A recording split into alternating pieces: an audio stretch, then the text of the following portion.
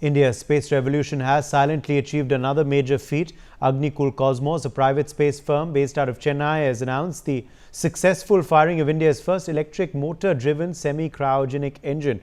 The engine was throttled across a wide range of thrusts using an electric motor that allows for higher accuracy and rapid response. Agnikul has said that this test is a key milestone towards firing a cluster of engines together. What's even more encouraging is the system used Agnikul's single-piece engine. Many subsystems of the pump were third printed and assembly was done at Agnikul's AS9100 certified facility Rocket Factory 1. In March this year, ISRO had achieved a major breakthrough in semi-cryogenic engine development too, with a successful hot test being carried out at ISRO Propulsion Complex. With Agnikul's test, India is showing its potential in the global space launch economy, which is worth over $500 billion. The semi-cryogenic engine focuses on improving performance using cost-effective oxidizers and fuels and are a game changer for space launches. Let's take a look at this video released by Agnikul.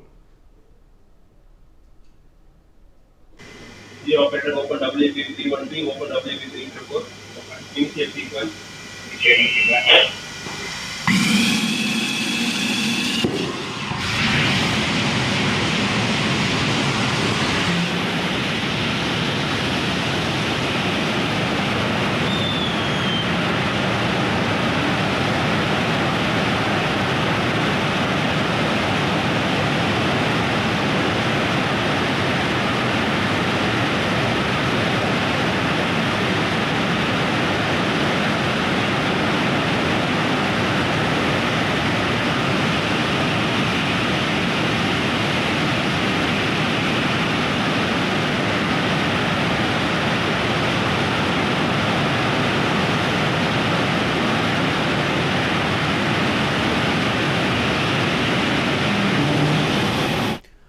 Professor Satya Chakravarti, co-founder and advisor on Agnikul Cosmos, is joining us live. Professor Chakravarti, what do you make of this feat for Agnikul, and also how big a moment is this for Indian space program?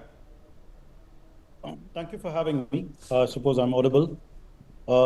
This is something that, of course, since I am part of Agnikul, we have actually been working towards it for several months. As a matter of fact, the test rig that is seen in the video was established quite some time back, and subsequently we had to actually integrate the electric pumps and their tanks and all of those things as part of the test rig. And we got the 3D printed engine 3D printed in the recent past, and we've started actually qualification tests in a vertical test stand. The video that you saw. So this is one of the major milestones that we are actually looking at for going towards our first orbital launch. Last year, we actually had our suborbital launch, where we actually had tested our static tests with a horizontal testing capability, but now the thrust levels are much higher, and therefore we wanted to develop a cluster thrust stand. And as part of the tests on the cluster thrust stand, we are now first doing the single engine test, and subsequently we will actually move on to the cluster tests that are actually required for the first stage firing. There are some novelties here. I think the semi-cryo engine is something that's being talked about. The 3D printed engine is something that is also fairly well known. What's going to be new over here is actually the clustering of engines, very similar to, like, let's say, SpaceX engines and so on. ISRO's large rockets actually have a limited amount of clustering, if you will, maybe about 2 engines at a time. But when you're now actually getting to things like 5 to 7 engines and those kinds of numbers, that's actually when the true clustering happens. And that's a test that we are actually looking forward to following what we have announced today. Okay, and Professor Chakravarti, after this successful test today, what's the next step? What happens next now?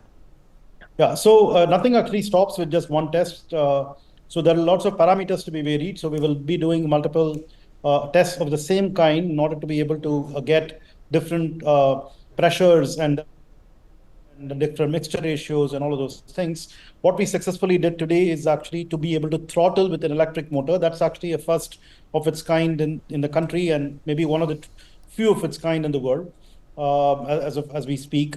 So but we are going to actually do these variations. But as the next big step will actually be the clustering of multiple engines in the same thrust stand that we have built. Absolutely. Also, this is not something that's happened overnight, is it, Professor Chakravarti? How long did it take to actually, build this engine and build up to this test? The thrust stand was actually built quite some time back, and then integration of all the hardware started happening a few months ago. And the engine, after 3D printing, came to the facility here. It's let's say about 30 kilometers away from the Research Park's Rocket Factory 1 to the Tayur IIT Madras satellite campus, the Discovery campus, and it had to be qualified, and then we go through these tests. And of course, now we will actually go back to doing a 3D or a CT scan, X-ray CT scan to find out what about the deformities due to the firing and so on. So it's an ongoing process. Day in and day out, we actually take the next steps further and further. As a person who was plugged in, I know what are the steps that are being taken. So it doesn't come as a surprise to me at all. And the printing and assembly and all of that happened at your facility. It all happened in India. Yeah, I mean, in India at IIT Madras, the Discovery campus, here where I'm sitting right now. Yes. Okay. So now the next step also is going to be, as you're saying, a cluster of engines together, right? How soon could that happen? I think we should probably get there in a couple of months, I would think. Yeah. Okay. And obviously the goal is, I think a similar test was done by ISRO as well earlier. This is of course a big feat for the private sector. Now the goal obviously is for us to become a platform for launches, isn't it? Satellites, rockets for the world. It's already happening, but we need to obviously do more of it. We need to grow this domain and this strengthened sector. Yeah, so let's be very clear here. What ISRO did is actually a mammoth effort. The class of the rocket that was actually fired by ISRO on the semi-cryo level for the first time that they did is actually much bigger than what we are doing. What we are doing is actually for a small launch vehicle category, and this is one engine out of a multiple clusters for the first stage of our rocket vehicle. But the launch vehicle that we do is in the class of taking about 100 to 200 kgs of payload, whereas ISRO is actually looking at about tens of thousands of kgs of payload and so on. So there is definitely about 2 orders magnitude difference between what we did and what ISRO did. But that said, I think as Agnikul, we would actually be targeting a small satellite launch market, just as ISRO is actually targeting the large satellite launch market and other payloads of national interest, as well as for space firing and all of those things. Absolutely. So the purposes are quite different, but yes. But everyone needs to work in conjunction. Absolutely, everyone has their own strengths, as you're telling us. How much potential is there for this sector and for this domain once these launches begin happening, hopefully very soon? So the conviction that Agnikul has is about launch anywhere, anytime affordably, which means that we have to keep our launch vehicles very nimble, should be able to print the engines and assemble the rocket very quickly, and be able to launch out of what you call containers and container trucks and so on. So launch pads are extremely frugal and so on. So that's a very particular, what should I say, like 21st century construct that is catering towards these small satellites. And by doing this, we believe that we will actually unlock the potential on small satellites to be built by lots of private players who can actually access data from space, either it is Earth observation or communication satellites and other kinds of satellites as well. And as it is, there is a fairly good niche market for these small satellites. There are upwards of about 1,200 satellite companies that are at the startup level around the world, at least about maybe about 3 to 4, at least in India itself, very prominent ones that are going to space now. So this is actually the emerging story on the small satellite side. All right, Professor Chakravarti, thank you very much for joining us, and all the very best to your team for the days ahead, and of course kudos for this feat being achieved by you all. Dr. Ram Srivastava, former ISRO scientist, is also with us now live. Group Captain V.N. Jha, senior scientist, joins us. P.K. Ghosh, space strategist, is also with us now on the broadcast. Let me make a start with you first, Dr. Srivastava. What do you make of this feat achieved by Agnikul? How easy or how difficult is it to successfully carry out such a test?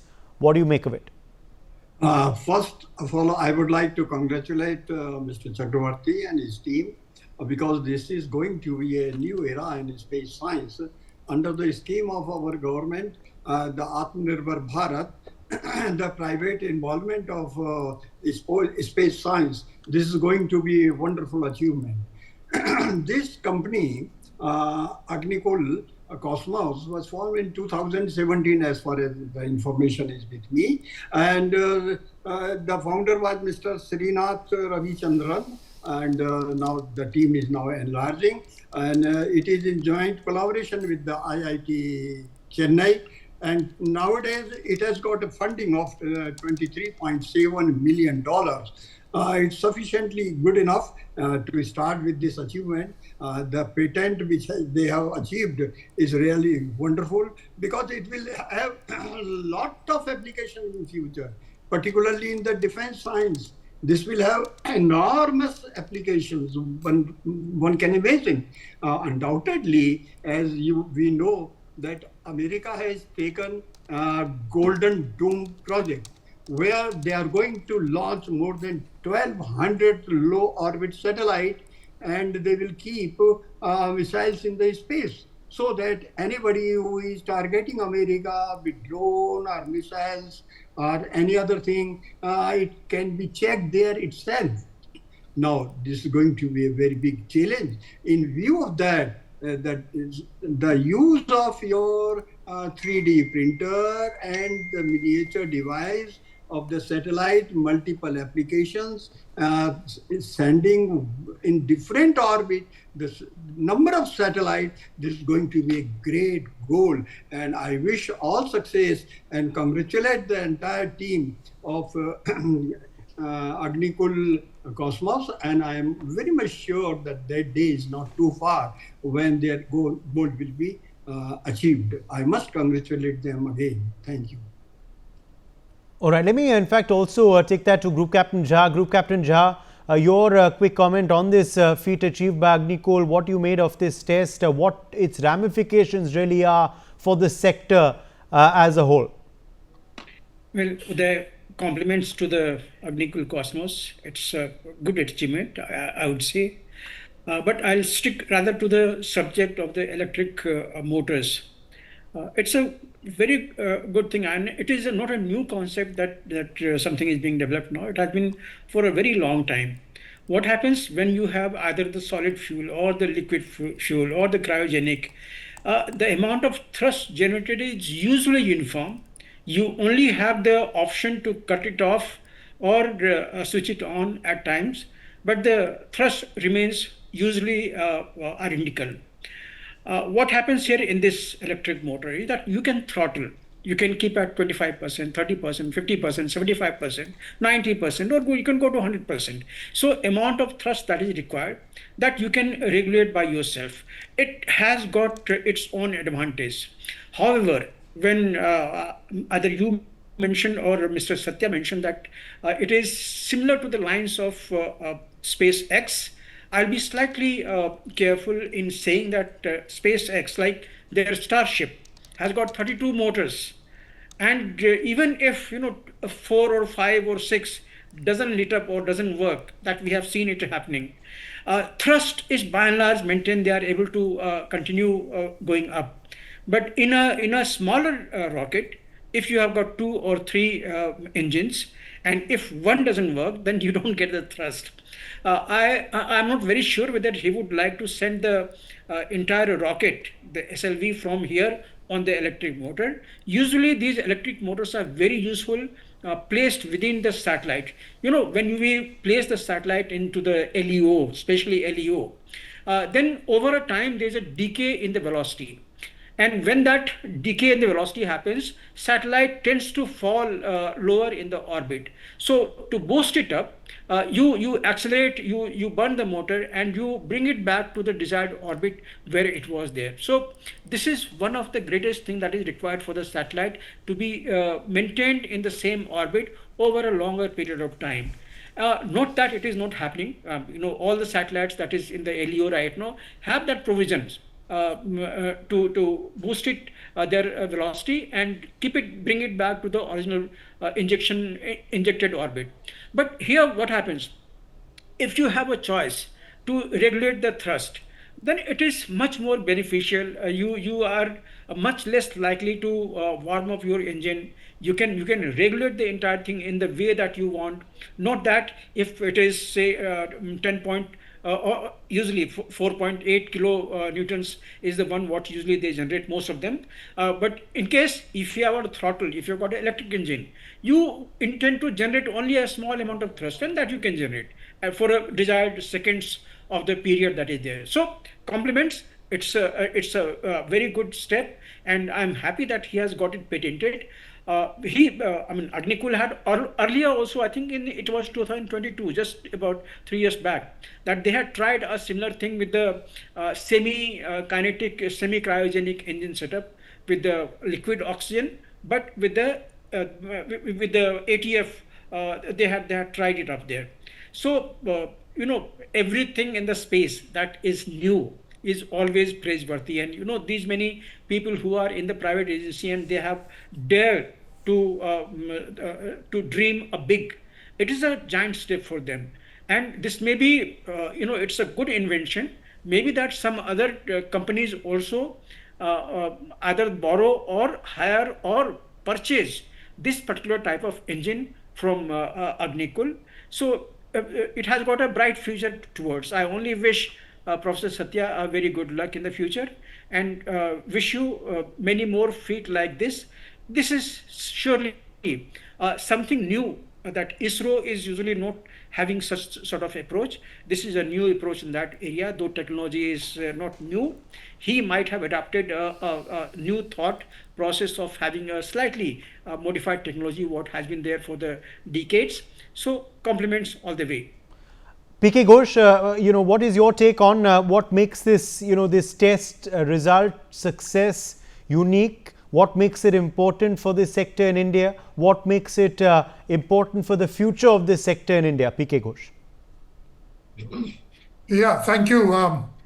I would also like to congratulate Professor Satya and the entire team at Agnikul Cosmos for whatever they have done and this big step that they have taken. And throughout I've been seeing the advancements that they have been achieving. So let me first start with the fact that, let me take a strategic overview rather than a technical one. Firstly, when I had heard, and I'll be very honest, way back in 2021 or so, when it came out that Agnikul had actually managed to use a 3D printer to make this Agni-lead, I was very apprehensive. I'll be honest, I was very apprehensive whether this thing would work and how far it would work, or things of that sort, because I was aware of the history of the cryogenic engine. This, of course, is a semi-cryogenic engine, which is actually, I would say, in many ways better. But what had happened to the cryogenic engine? And when the Russians refused to give us the technology, and they gave us the engines themselves, including what we were supposed to work on, the two extra engines which they gave. It was a very complicated engine. And Dr. Ram can probably bear me out on this, I don't know, but we were not really able to get through to the entire technology. It was so complicated, especially the Russian design.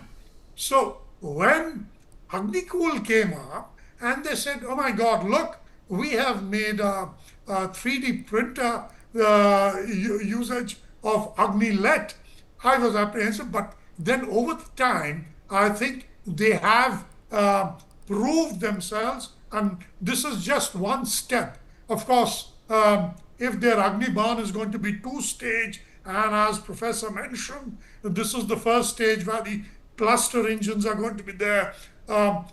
We will have to test all of them together. This is the first step. You take one engine and then slowly move on to the cluster engine, design and so on and so forth.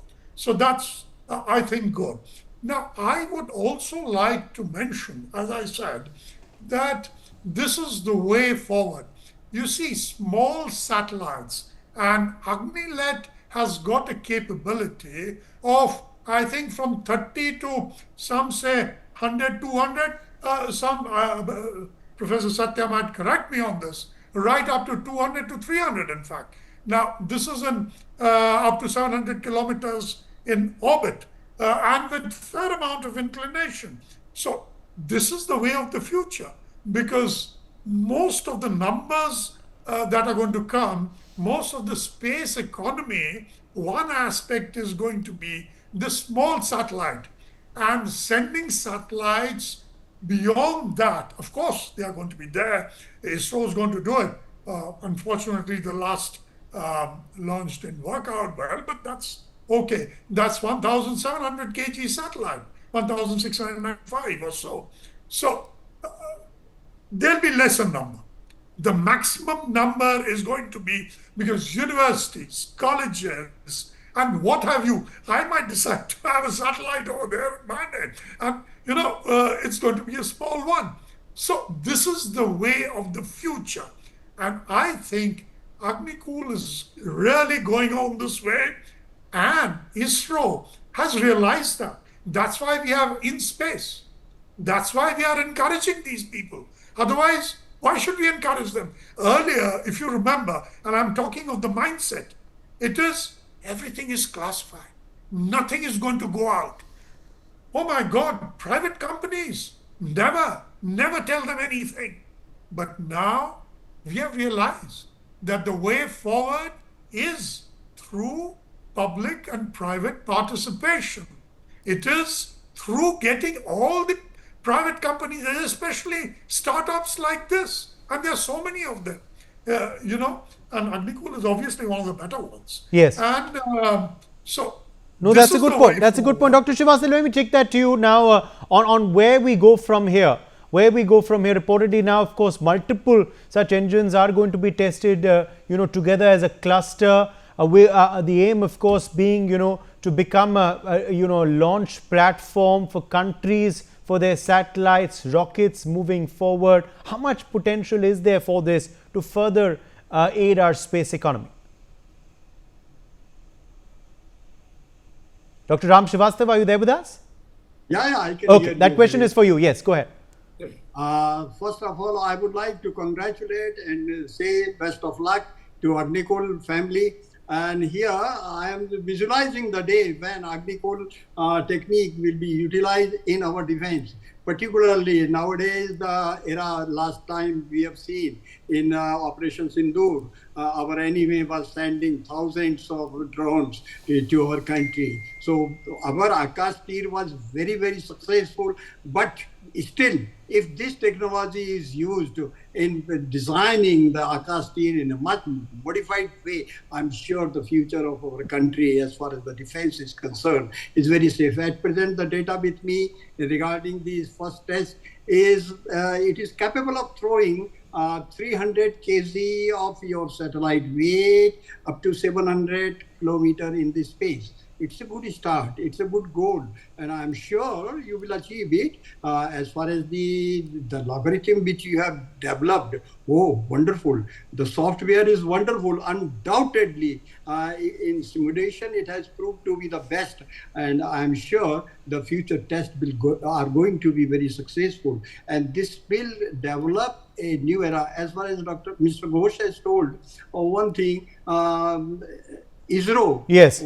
By giving the encouragement to these people. Actually speaking, in ISRO, young scientists entering at the age of 30 years or 35 years, by the time he gains some knowledge, say up to 45, and his tenure after 60 years is getting retired. So the knowledge, experience which the scientist has gained is going to be wasted now. Absolutely. My thanks to all of our guests for joining us. We've run out of time.